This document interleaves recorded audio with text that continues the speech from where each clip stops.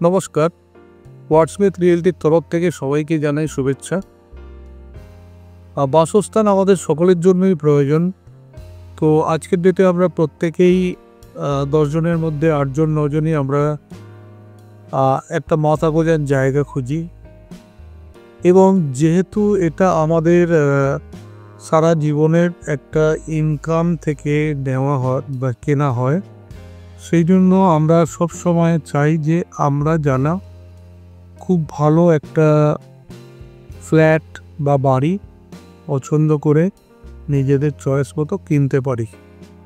কিন্তু এই বাসস্থান কেনার সময় আমাদের বিভিন্ন রকম সমস্যার সম্মুখীন হতে হয়।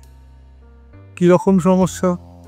বাসস্থান কেনার সময় আমাদের জানতে হয় যে আমরা রেডি টু মুভ নেব না আন্ডার কনস্ট্রাকশন প্রপার্টি করে নেব, কোন লোকেশানে নেব, কী ধরনের প্রপার্টিটা নেওয়া আমাদের জন্য ভালো হবে, এরকম বিভিন্ন প্রশ্নের মুখোমুখি হতে হয়। তো আজকে আমি আলোচনা করব এরকমই একটা টপিক নিয়ে, যেটা হচ্ছে আমরা রেডি টু মুভের নেব আন্ডার কনস্ট্রাকশন নেব। নর্মালি রেডি টু মুভের ক্ষেত্রে দেখা যায়, যখন আমরা কোনো একটা প্রপার্টি দেখতে যাচ্ছি, রেডি টু মুভ প্রপার্টি হলে আমরা দেখতে পারি যে তার সামান্য কিছু স্টকই হয়তো পড়ে থাকে। কারণ আজকের ডেটে যে কোনো প্রজেক্ট বা যে কোনো প্রপার্টি রেডি হওয়ার সময় থেকেই বিভিন্ন লোকজন তাদের প্রয়োজন মতো প্রপার্টি বুক করতে শুরু করে। তো প্রপার্টির শেষ পেজে গিয়ে, অর্থাৎ লাস্টের দিকে যারা আমরা রেডি টু মুভ প্রপার্টি নিতে যাই, তখন আমরা দেখি যে আমাদের পছন্দ মতো ফ্ল্যাটটা আমরা পাচ্ছি না। কোনো সময় দেখা যায় যে এমন একটা জায়গায় পাচ্ছি বা এমন একটা তলায় পাচ্ছি, সেটা হচ্ছে ফার্স্ট ফ্লোর বা সেকেন্ড ফ্লোর, অথচ আমাদের পছন্দ একটু হায়ার ফ্লোর, অথচ দেখা যায় যে হায়ার ফ্লোরে কোনো প্রপার্টি অ্যাভেলেবেল নেই। আবার কোনো সময় আমরা সাউথের ফ্ল্যাটটা খুঁজি, বাট দেখা যায় at the time of property making ওই টাইমেই দেখা যায় যে সাউথের ফ্ল্যাটটা আগেই বুকিং হয়ে গেছে। তো এইরকম বিভিন্ন সমস্যায় আমরা পড়ি। আবার দেখা যায় যে আন্ডার কনস্ট্রাকশন প্রপার্টি নেবার সময় সেখানেও বেশ কিছু সমস্যা থাকে। আমরা ডেভেলপারকে ট্রাস্ট করতে পারি না। এরকম অনেক প্রমোটার বা ডেভেলপার রয়েছে যাদের অনেক প্রজেক্ট বিভিন্ন অজানা কারণে শুরু হয়েছিল, অথচ একটা সার্টেন টাইমে গিয়ে আটকে গেছে, সে প্রজেক্ট এখনও তৈরি হয়নি। সময় মতো অনেক ডেভেলপার আছে সময় মতো প্রজেক্ট হ্যান্ড ওভারই করতে পারেনি। কিন্তু দেখা যায় আমাদের রক্ত জল করা পয়সা, সেটা যদি নষ্ট হয়ে যায় আমাদের সত্যিই খুব খারাপ লাগবে। আমরা প্রত্যেকেই ম্যাক্সিমাম লোকই আমরা মধ্যবিত্ত শ্রেণীর, তো আমাদের কাছে অনেক পয়সা থাকে না। আমরা কেউ হয়তো 20 বছরের জন্য, 30 বছরের জন্য, 10 বছরের জন্য লোন নিয়ে একটা প্রপার্টি নিই, কিন্তু মাঝখানে যদি সেই প্রপার্টিটার কাজ আটকে যায়, অথচ লং টার্ম আমাদের লোন পরিশোধ করে যেতে হয়, সেক্ষেত্রে আমরা সমস্যায় পড়তে পারি।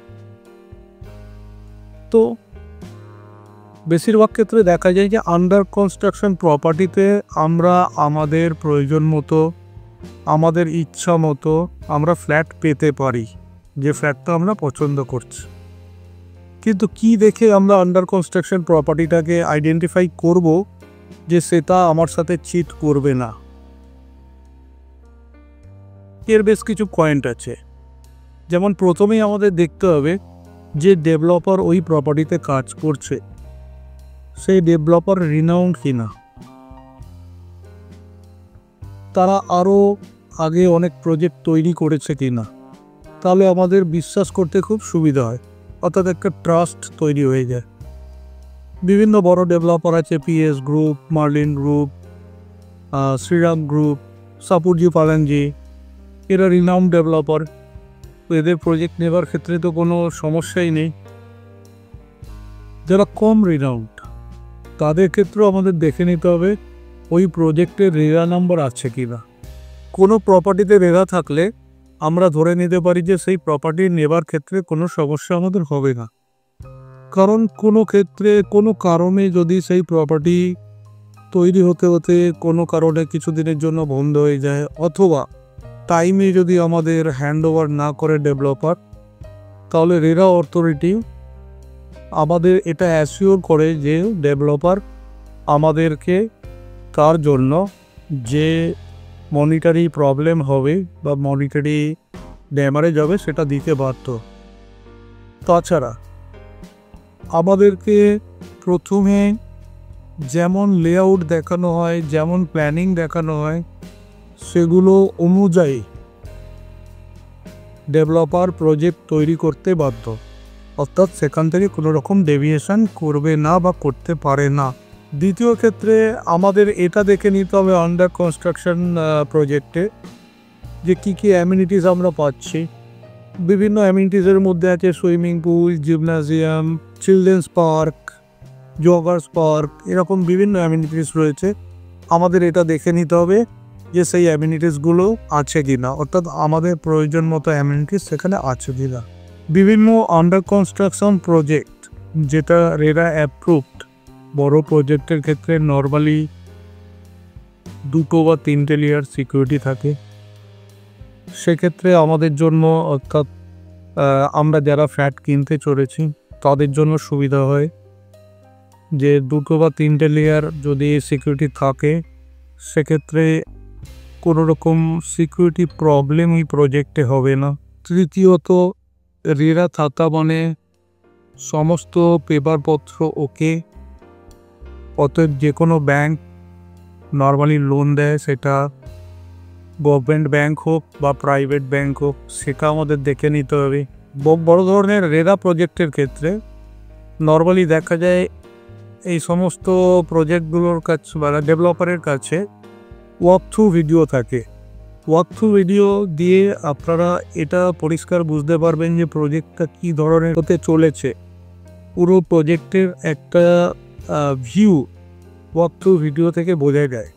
অর্থাৎ আপনাদের এটা সুবিধা হবে যে ফিউচারে প্রজেক্টটা দেখতে কেমন হবে, প্রজেক্টের অ্যামিনিটিসগুলো কেমন হচ্ছে, কোথায় কি থাকছে। এছাড়াও ড্রোন শ্যুট থেকে দেখা যায় যে আপনি যে তলায় নিতে চাইছেন সেই তলা থেকে আপনার বাইরের জায়গাটা কেমন দেখতে লাগছে সেগুলোও বোঝা যেতে পারে। তো আন্ডার কনস্ট্রাকশন কেনার ক্ষেত্রে আমাদের এগুলো দেখে নিতে হবে। এছাড়াও আমরা তো রয়েছি আপনাদের হেল্প করার জন্য, আপনাদের গাইড করার জন্য। তো যে কোনো সময়ে যে কোনো কিছু জানার প্রয়োজন হলে আমাদের ফোন করতে পারেন। এবং শুধু তাই নয়, আমাদের মতো বিভিন্ন চ্যানেল পার্টনাররাও রয়েছেন যারা আপনাদের অলওয়েজ হেল্প করার জন্য বসে রয়েছে। আমরা যদি কোনোভাবে আপনাদের সাহায্য করতে পারি প্রপার্টি কেনার জন্য, তো আমরা নিজেদের ধন্য মনে করব। আর নমস্কার, আমাদের সাথে থাকবেন, আমাদেরকে ফোন করবেন। আপনাদের সার্ভিস দিতে পারলে আমরা নিজেরা খুশি হব। আমাদের সাথে থাকুন, আমাদের চ্যানেলকে সাবস্ক্রাইব করুন, আরও বেশি বেশি করে শেয়ার করুন। আপনাদের সাথে আবার দেখা হবে আমাদের পরবর্তী ভিডিওতে। ভালো থাকবেন।